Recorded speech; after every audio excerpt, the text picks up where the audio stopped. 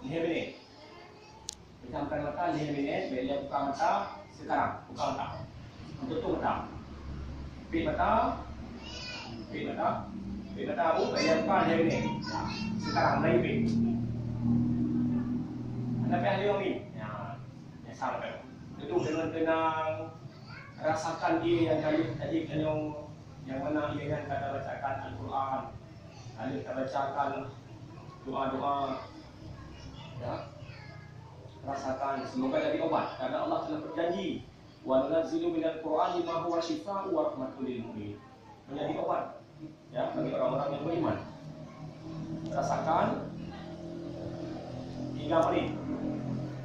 Bagaimana ia yang kalian baca Al-Quran ya menyentuh lambung, paru-paru, menyentuh dada ya. Ya, biarkan apapun yang dirasa biarkan deh. Apapun yang dirasa biarkan deh. Panas, mual, sakit. Ya. Rasakan terus.